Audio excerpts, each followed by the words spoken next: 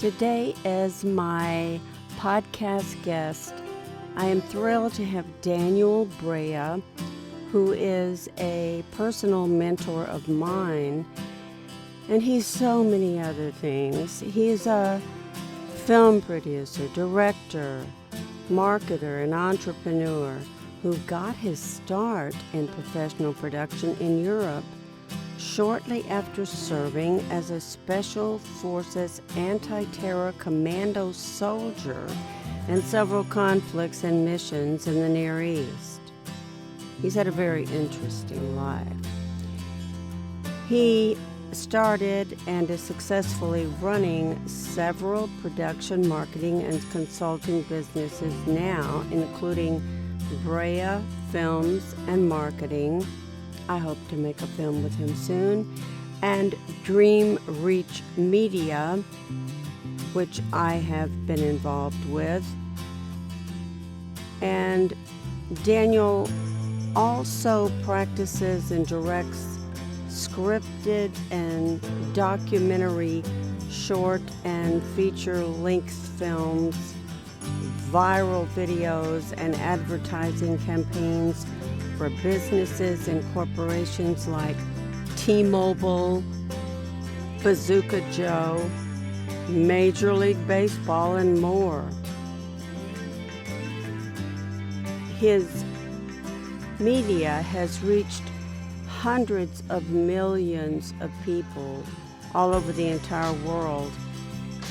And with one of his viral videos, just one of them, and he does many, the Millennial Job interview alone garnered almost 200 million views on social media. Daniel's passion is to use creativity for building and helping businesses, solving problems, and engaging the masses through his thought-provoking and wildly entertaining films. Daniel also helps actors. I think the one thing about Daniel, including his brilliant artistry and talent, is his generosity, his genuine care for, I have to talk about the acting community because I am an actor and a writer, but he does the same with businesses. He's a Renaissance man, and I'm just delighted to have him today.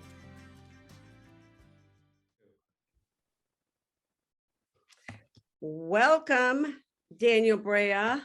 Thank you. Long last I get you here. Well, your bio has already preceded you, and wow, what a bio it is. So I'm just gonna take a look at it and kind of pinpoint some things.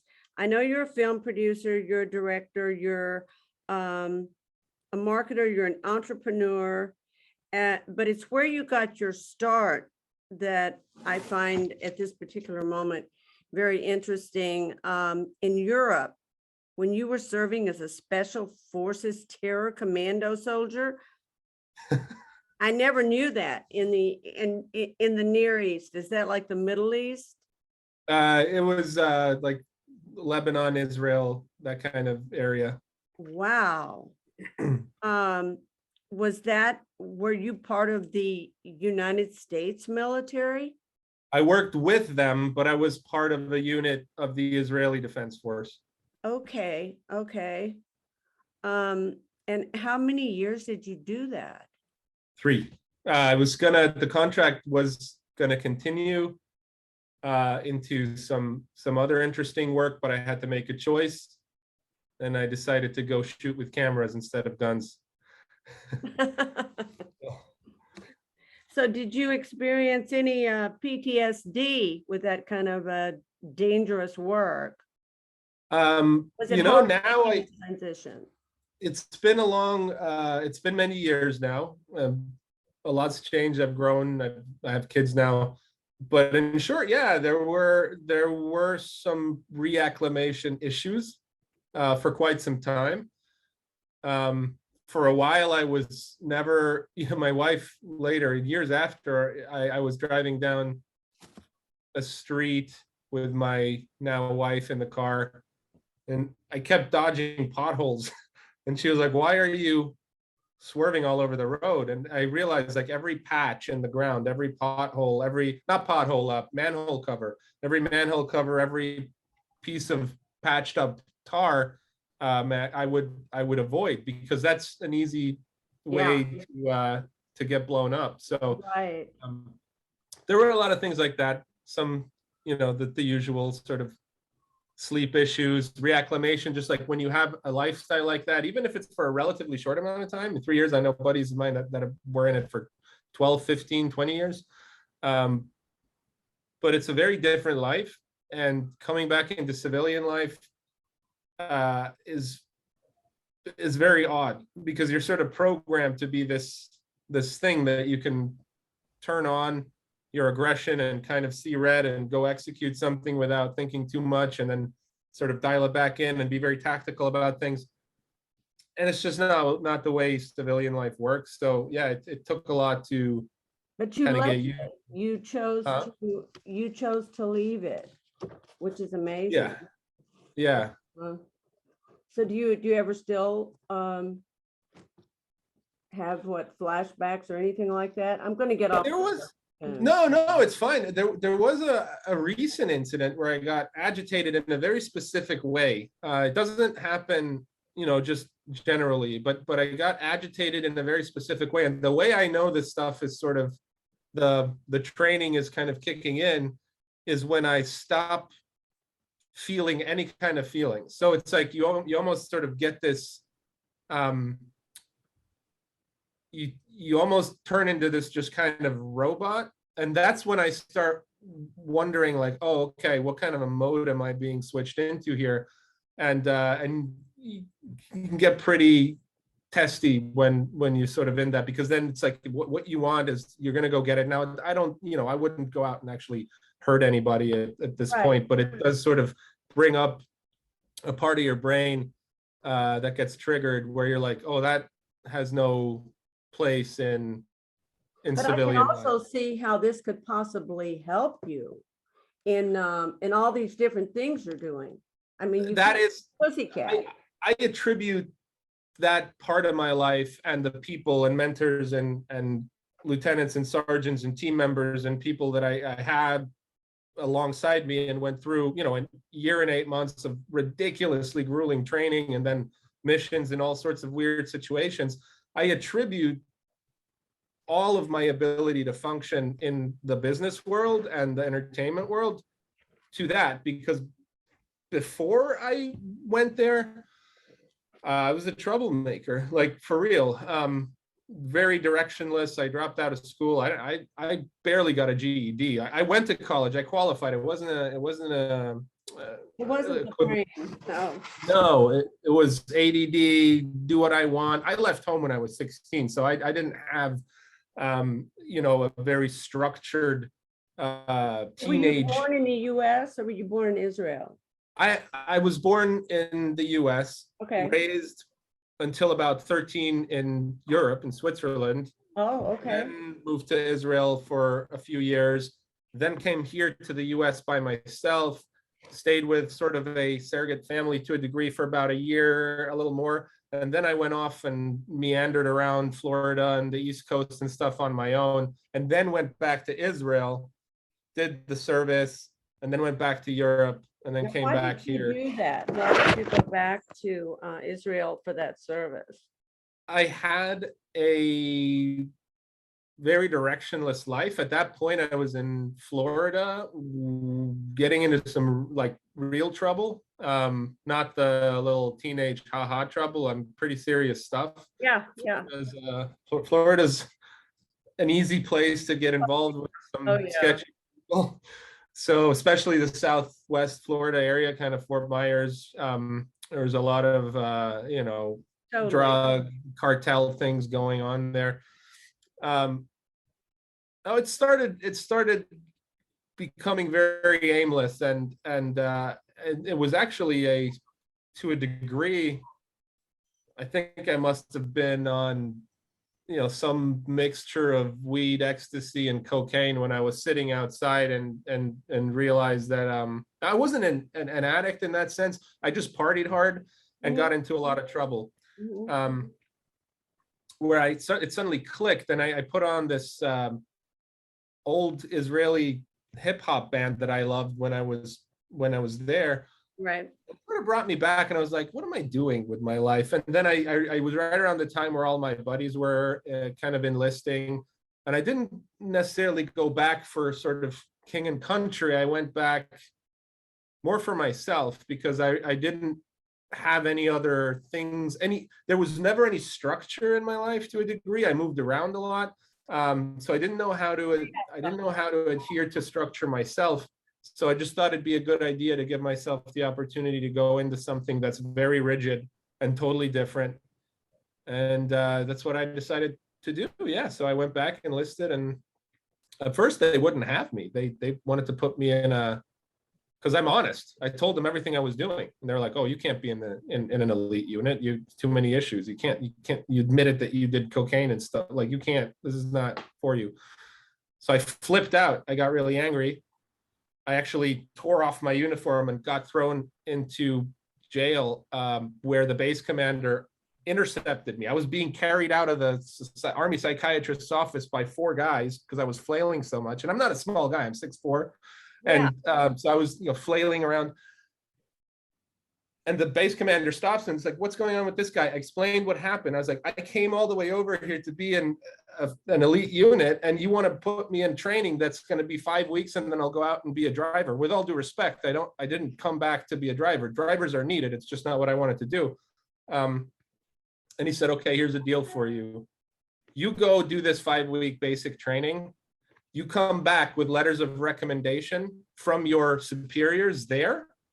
You come see me. I put you in any unit you want." Oh my God. That's what happened. Wow. And Yeah. you mentioned that several of your friends were enlisting. Were they enlisting?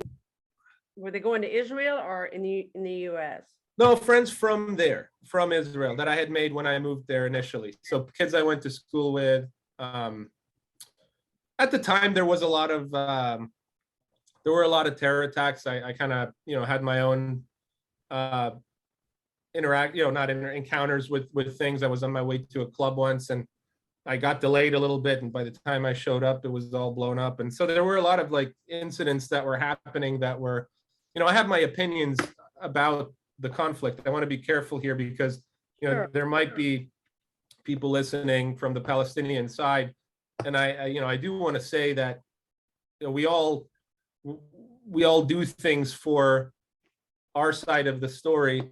But as I grow, I really want to see the two sides coming together. I don't believe that war or conflict is ever the right way to go under any circumstance. And to be honest with you, I think that the conflict in the Middle East has become beyond pointless. It's so it's hard to even really understand why we're fighting each other. This is generations of hatred that I think if everybody just hung out in a room and had some coffee together. Well, maybe the young folks will take care of it, That's the hope, that's the hope. Yeah. Yeah. And so did you ever think, like there's been Zero Dark 40 or whatever it's called? I mean, there's been the Hurt Locker, there's been things like that. Did you ever think of filming anything like that? I have actually, and You I have. might, I have thought about it. I haven't actually done it yet. It's been a bit bittersweet because on one hand, I don't know what that's gonna. I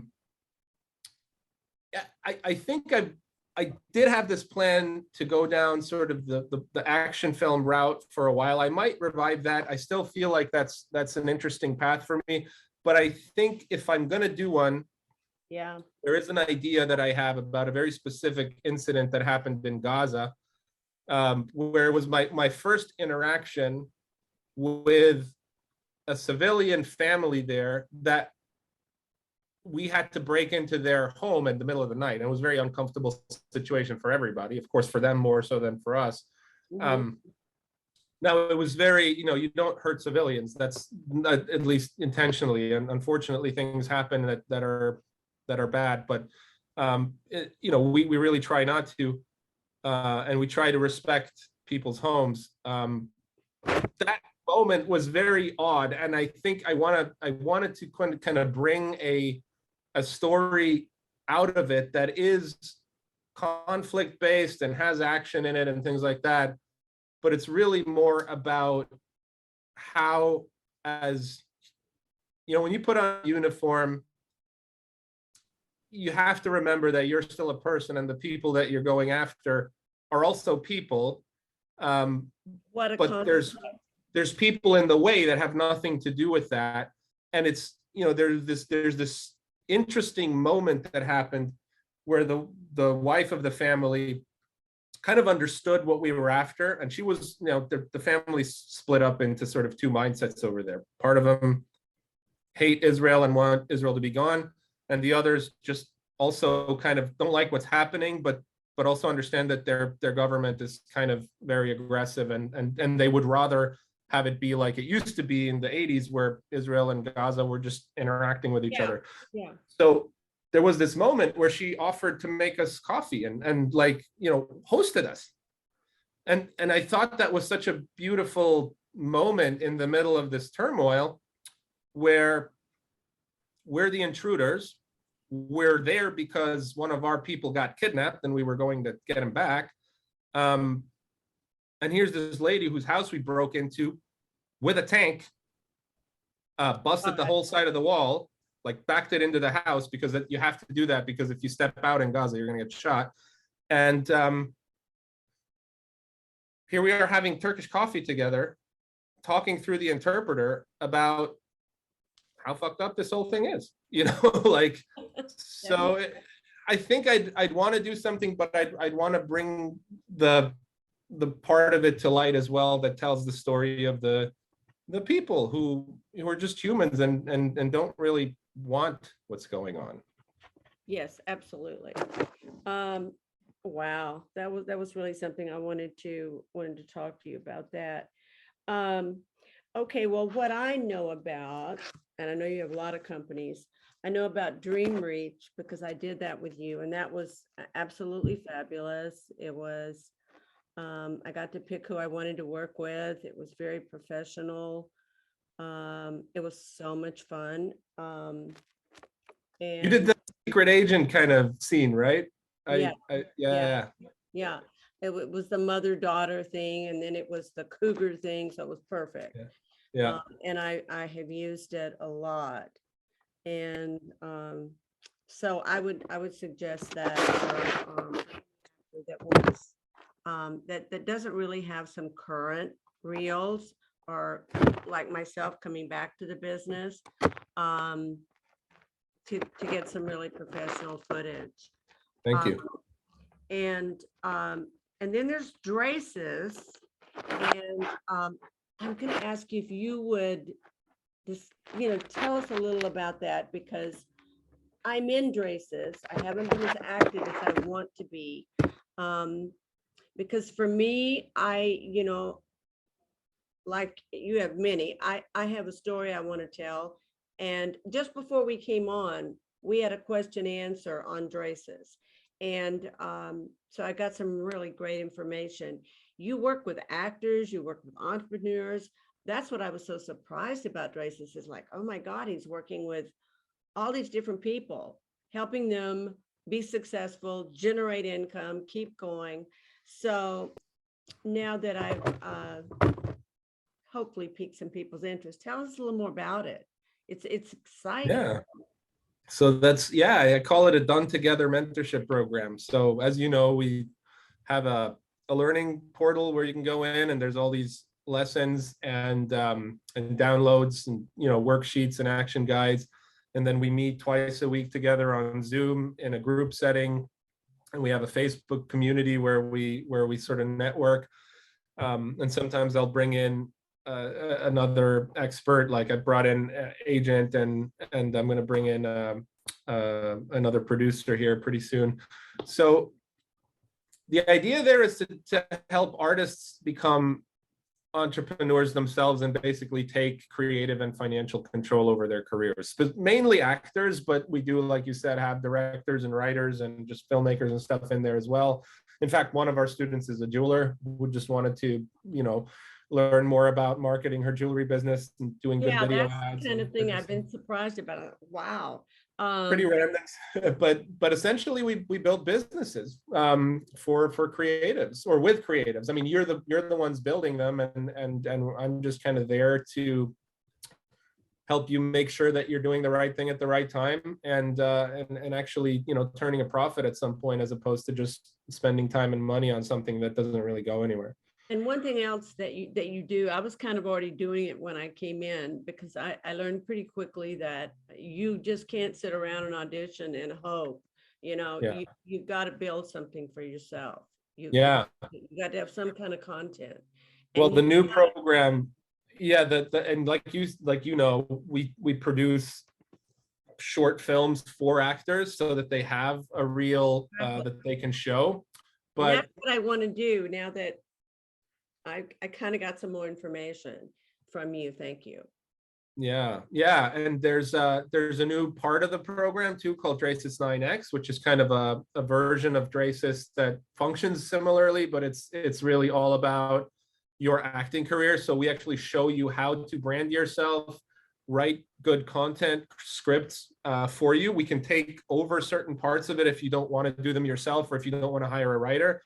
But then we help you develop your own video pitches, and we show you how to produce your own demo reels and how to actually build a strategy then to pursue more gigs. So there's a new. Is that different from Dracis? I mean, I don't really know about that. Yeah, 9X is kind of it's a new thing. I mean, I'm building out week 5 right now, and there's a few people in it. There's maybe 30 or 40 people in there right now.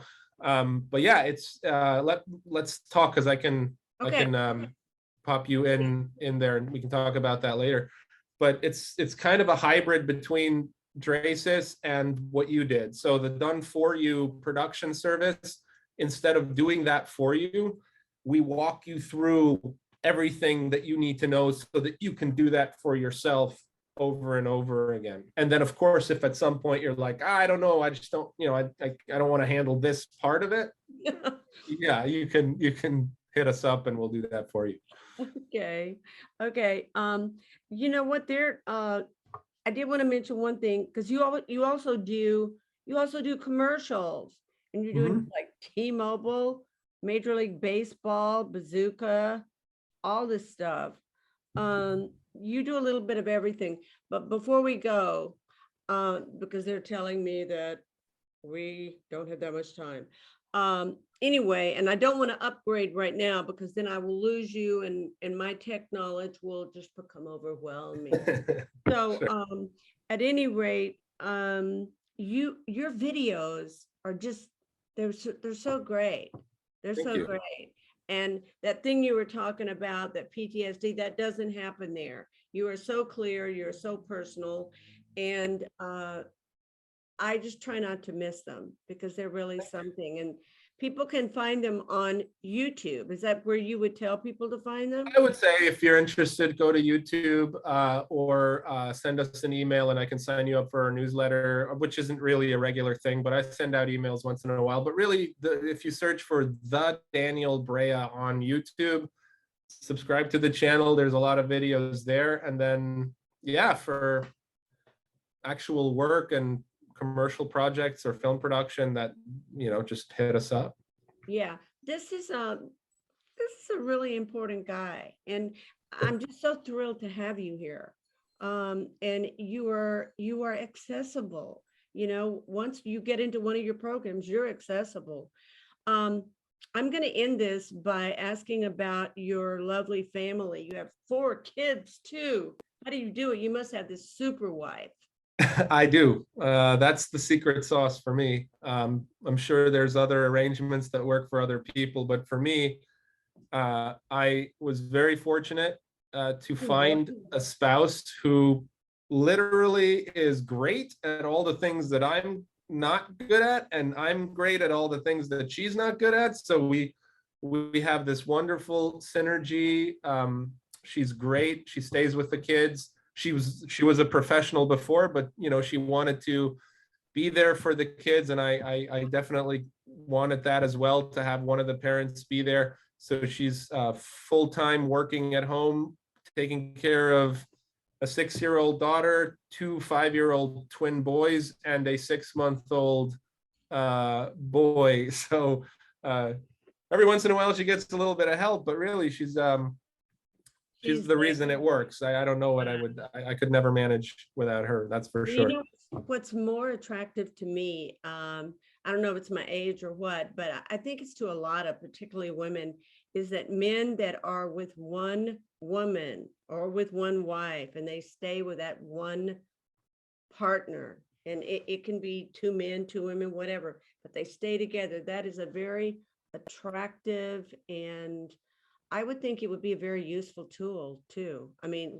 when you come in, you've been with your spouse for so many, I mean, it's like you can do something well, and you can keep it together. Well, we've been together for a while now. I'm probably 15, 16 years, in various capacities, not always married, of course, but you know, Okay. we were, but I do believe in the right kind of partnership.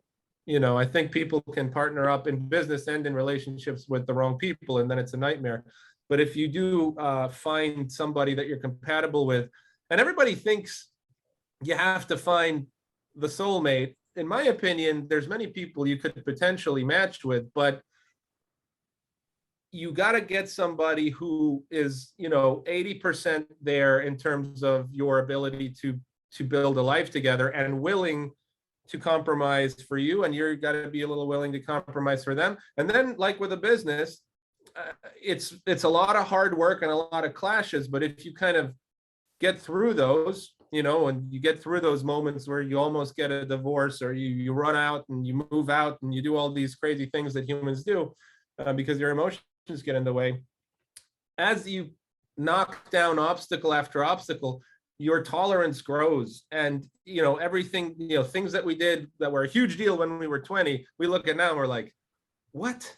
That's ridiculous. So if you can be there with somebody who's willing to go the distance and build those calluses with you and build that tolerance over time, you grow into a unit that really, if you were to leave it, it feels more like what you do without her. Yeah, Right? it's you're really one, and the way you know that you're there is that if you were to imagine even, you know, a week without the other person, it would be pretty miserable, and your life might to a degree fall apart. So Now, I'm gonna ask you one more thing about family. Okay, you have all this other stuff going on, and so when you get home, like you are home now, I assume, then you can turn it off and just be with them. yeah, You have 4, you know, yeah, amazing kids.